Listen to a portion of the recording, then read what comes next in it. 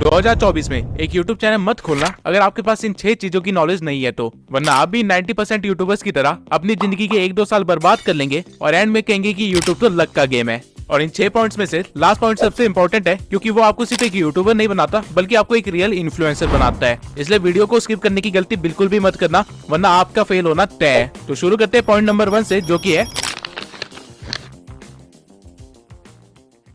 2024 के शुरू होते ही आप लोगों ने एक रेजोल्यूशन तो बना ही लिया होगा कि इस साल मैं अपने चैनल पे इतने सब्सक्राइबर्स तो गेन करके रहूंगा ही रहूंगा, या फिर एक नया चैनल बनाऊंगा और उसे किसी भी हालत में मोनेटाइज करवाऊंगा। लेकिन 1 महीना हो गया है और आपको कुछ भी ग्रोथ नहीं दिख रही है और आप ऑलरेडी गिव अप करने की हालत पे हो। इसका रीजन ये है कि आपको पता ही नहीं है कि YouTube का एल्गोरिदम वर्क कैसे कर रहा है। आप जानते ही नहीं हो कि YouTube आपसे चाहता क्या है और बस एक तरफा प्यार की तरह आप अपनी तरफ से एफर्ट डाले जा रहे हो और कोई रिस्पॉन्स नहीं मिल रहा है। YouTube एक सोशल मीडिया प्लेटफॉर्म है जो कि एड रेवेन्यू से अपनी मेन अर्निंग करता है, और हर सोशल मीडिया प्लेटफॉर्म की तरह YouTube को सिर्फ एक ही चीज चाहिए, वो है कि लोग उसके प्लेटफॉर्म पे बने रहे जितनी ज्यादा देर तक हो सकता है उतनी ज्यादा देर तक, तभी YouTube को फायदा होगा। और इसमें YouTube आपकी मदद चाहता है, आपसे एक ऐसा कंटेंट बनवा के जिसको लोग ज्यादा देर तक देखे और YouTube पे बने रहे। लेकिन 90% यूट्यूबर्स इस बात को नहीं समझते हैं और इसलिए यूट्यूब उनका कंटेंट कभी भी ऑडियंस को सजेस्ट नहीं करता है। इसे एक एग्जांपल से समझते हैं।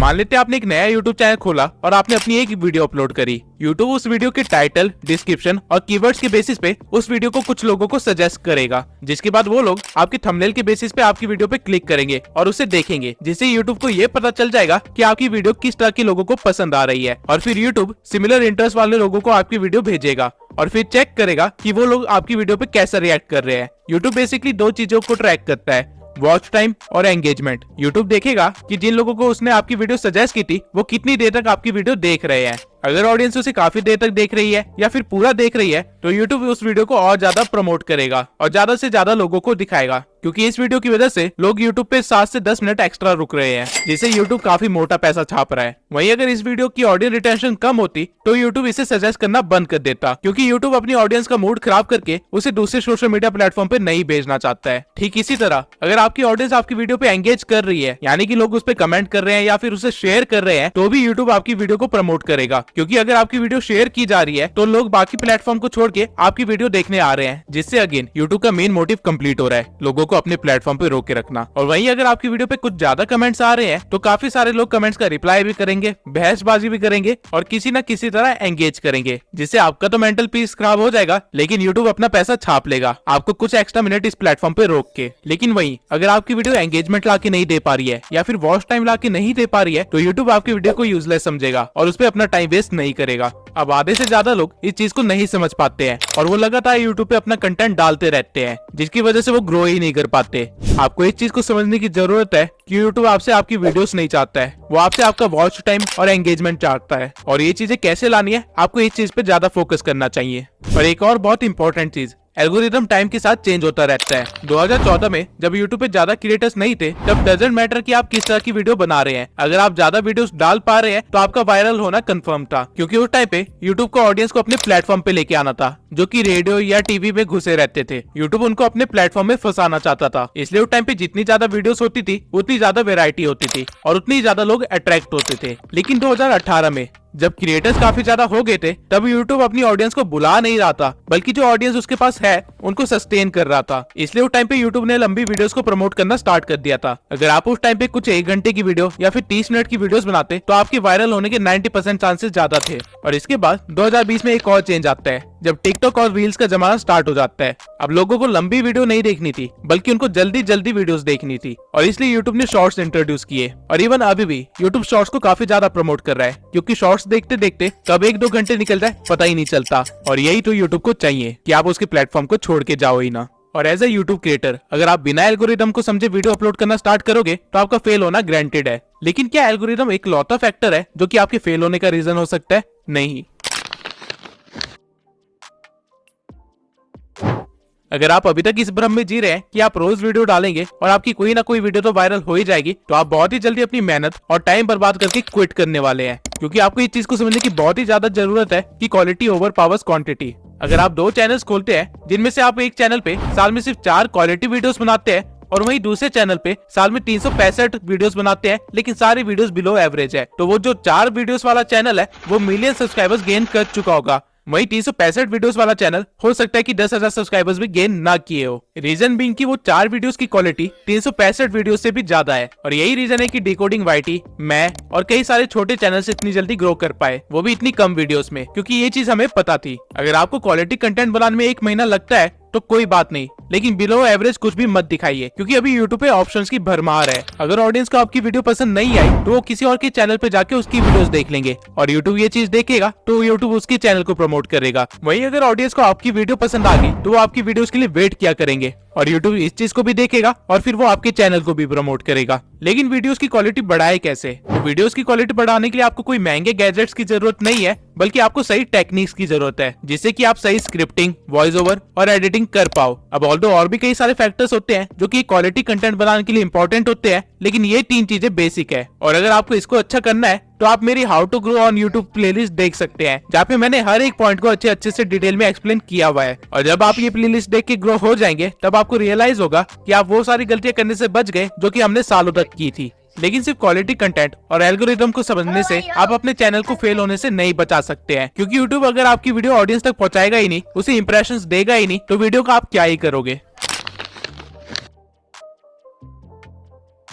अगर आपको नहीं पता कि रिटर्निंग व्यूअर्स कैसे इंक्रीज करे, या फिर न्यू व्यूअर्स को कैसे गेन करे, या फिर अपनी वीडियो को रैंक कैसे करवाए, या फिर CTR, RPM, CPM जैसी चीजें क्या होती है, तो आप एक बड़े से जंगल में बिना मैप के निकल चुके हैं, जहाँ पे आधे रास्ते में आपको YouTube नाम का एक शेर खाने वाला है। SEO में रैंक करने के लिए बेसिकली आपको 3 चीजों की जरूरत होती है: टाइटल, कीवर्ड्स और थंबनेल। और इनके सिवाय अपने SEO को ट्रैक करने के लिए और उसे और भी ज्यादा इंप्रूव करने के लिए आपको YouTube के एनालिटिक्स को अच्छी तरह से देखना आना चाहिए, क्योंकि अगर आपको अपना एनालिटिक्स समझ नहीं आ रहा है तो आप अपनी ऑडियंस को नहीं समझ पा रहे हो। एंड अगेन, अगर आप अपनी ऑडियंस को समझ नहीं पा रहे हो तो एल्गोरिदम आपकी मदद नहीं करेगा। अब सही से टाइटल, डिस्क्रिप्शन और हैशटैग्स कैसे डालते हैं, इसके ऊपर मैंने ऑलरेडी एक वीडियो बना रखी है, लेकिन एनालिटिक्स को स्टडी कैसे करे, उसे इम्प्रूव कैसे करे और उसके साथ उसको ऑप्टिमाइज कैसे करे, इसके ऊपर मैंने अभी तक कोई भी वीडियो नहीं बनाई है। तो अगर आप लोग चाहते हैं कि मैं इस टॉपिक पे एक वीडियो बनाऊं तो कमेंट सेक्शन में एनालिटिक्स लिख दीजिए। 1000 कमेंट्स होते ही मैं वीडियो बनाना स्टार्ट कर दूंगा। बस सोचिए, आप सब कुछ सीख जाते हैं और अपने चैनल की क्राइटेरिया को पूरा करने के बाद उसे मोनेटाइजेशन के लिए अप्लाई करते हैं,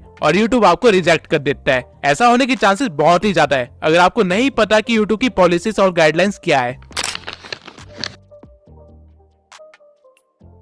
YouTube की नई पॉलिसी के अकॉर्डिंग आप अपने चैनल को 500 सब्सक्राइबर्स और 3000 वॉच आवर से भी मोनेटाइज करवा सकते हैं, या फिर शॉर्ट्स के 3 मिलियन व्यूज से भी। ये क्राइटेरिया पहले 1000 सब्सक्राइबर्स और 4000 घंटे का था, और 10 मिलियन शॉर्ट्स के व्यूज। लेकिन यहाँ पे YouTube एक गेम खेल रहा है। आप अगर 500 सब्सक्राइबर्स के साथ अपने चैनल को मोनेटाइज करवाते हैं तो आपको एड रेवेन्यू नहीं मिलेगा, बल्कि आपको सुपर चैट, मेंबरशिप और मर्चेंडाइज का ऑप्शन मिलेगा, जिनसे की काफी कम अर्निंग होती है। आपको एड रेवेन्यू नहीं मिलेगा, जो कि हमारा मेन सोर्स ऑफ इनकम होता है। लेकिन YouTube ने ऐसा क्यों किया? अपने क्रिएटर्स को बचाने के लिए। YouTube आप पे मेहरबान नहीं हो रहा है, बल्कि टिकटॉक ने अपना क्राइटेरिया लो कर दिया था, इसलिए YouTube को भी लो करना पड़ा, ताकि उसके क्रिएटर्स YouTube को छोड़ के टिकटॉक पे ना भागे। और अगर आपको लग रहा है कि आप सिर्फ शॉर्ट्स बना के वायरल हो जाओगे और अपने YouTube चैनल को मोनेटाइज करवा लोगे, तो let me tell you one thing, shorts पे अर्निंग ना के बराबर है, अंटिल आपके हर शॉर्ट्स मिलियन व्यूज के ऊपर ना जा रहे हो। बल्कि एक शॉर्ट को वायरल करने से ज्यादा आसान एक लॉन्ग फॉर्म कंटेंट को वायरल करना है। लेकिन YouTube ने आपके दिमाग में इसकी टोटली अपोजिट चीज भर दी है, जिसकी वजह से आप काफी ज्यादा टाइम और मेहनत बर्बाद करने वाले हैं। अगर आपको सिर्फ वायरल होना है तो शॉर्ट्स आपके लिए सही चीज है, लेकिन आप अगर यूट्यूब पे एक करियर बनाना चाहते हैं और यहाँ से अर्निंग करना आपका मेन गोल है, तो आपके लिए शॉर्ट्स सही चीज नहीं है।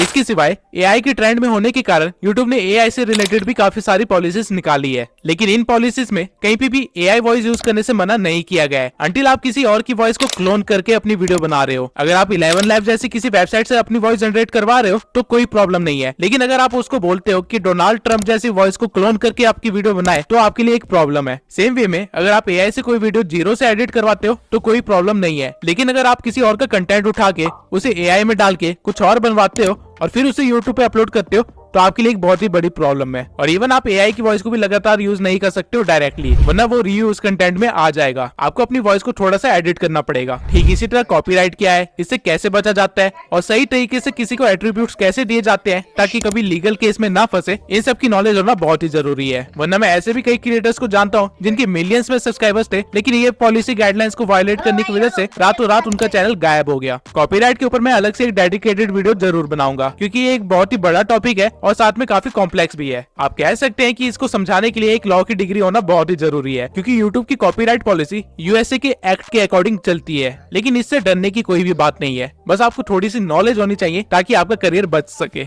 अब ऐसे भी कई सारे चैनल्स हैं जिन्होंने इन सब चीजों का ध्यान रखा था, लेकिन आज उनकी हालत एक नए यूट्यूबर से भी बेकार हो रखी है। लेकिन ऐसा कैसे हुआ? यूट्यूब एक रियल बिजनेस है और हर बिजनेस की तरह यहाँ पे भी कंपटीशन है, और अगर आप अपने कंपटीशन को नहीं भाप पाए तो आपका कंपटीशन आपको खत्म कर देगा। और कुछ ऐसा ही हुआ है जुन्नू की टेक और फैक्ट टेक के साथ। और ये प्रॉब्लम आपको सिर्फ तब नहीं आएगी जब आप ग्रो कर चुके होगे, बल्कि आप जब ग्रो करने की कोशिश कर रहे होगे तब आपको रियलाइज होगा कि आपसे बेहतर चैनल्स आपके बिल्कुल बगल में ही खड़े हैं और आपसे कम्पीट कर रहे हैं। और अगर आपको उनको पीछे छोड़ना है तो आपको कुछ ऐसा करना पड़ेगा जो कि कोई और नहीं कर रहा है, वरना आप भी उन 90% यूट्यूबर्स की तरह इस कंपटीशन में दब के खत्म हो जाओगे। अब अगर आप सोचते हैं कि मैं नीश ही ऐसी सिलेक्ट करूंगा जिसमें कंपटीशन ना हो, कोई भी नीश नहीं है जिसमें कंपटीशन ना हो। इमेजिन कर सकते हैं, और जब आप सर्च करेंगे तो आपको उसमें कंपटीशन मिलेगा ही मिलेगा। तो कंपटीशन से बचे कैसे? इसका सिर्फ एक ही तरीका है कि आप 10 रुपया का मैच होने जा रहा है। यहाँ पे बहुत ही खतरनाक मैच होगा, और साथ में अपनी एक यूनिक आइडेंटिटी बिल्ड करनी पड़ेगी। इवन हमारी नीश में भी काफी सारे क्रिएटर्स 5 साल से भी पहले बैठे हुए हैं, लेकिन जरूर करें। एक नया ट्रेंड आया है जिसकी वजह से इन बड़े क्रिएटर्स को भी मुश्किल का सामना करना पड़ रहा है, वो है एडिटिंग का ट्रेंड। ये सारे क्रिएटर्स अपनी फेस कैम वाली वीडियोस को हटा के अब एक व्हाइट बोर्ड पे आ गए हैं, जहाँ पे ये व्हाइट बोर्ड पे सारी चीजें एक्सप्लेन कर रहे होते हैं। लेकिन नए ट्रेंड में जहाँ एडिटिंग के थ्रू हर चीज को एक्सप्लेन किया जा रहा है, उसे ये अडेप्ट नहीं कर पाए, जिसकी वजह से छोटे चैनल्स भी इनसे ज्यादा व्यूज ले जा रहे हैं। और ठीक इसी तरह छोटे चैनल्स में भी कंपटीशन काफी ज्यादा बढ़ गया है, जहाँ पे ग्रो करने के लिए आपको कुछ यूनिक करना पड़ेगा। और वो कोई भी छोटी सी चीज हो सकती है, चाहे आपके बोलने का तरीका हो सकता है, आपकी स्क्रिप्टिंग का स्टाइल हो सकता है, या फिर मेरी तरह एक एआई अवतार हो सकता है, लेकिन कुछ अलग जो कोई और ना कर रहा हो। अब अगर आप कंपटीशन से बच भी गए तो आपको वो करना है जो बड़े क्रिएटर्स मजबूरी में नहीं कर पाते हैं और छोटे क्रिएटर्स बिना किसी प्रॉब्लम के कर सकते हैं।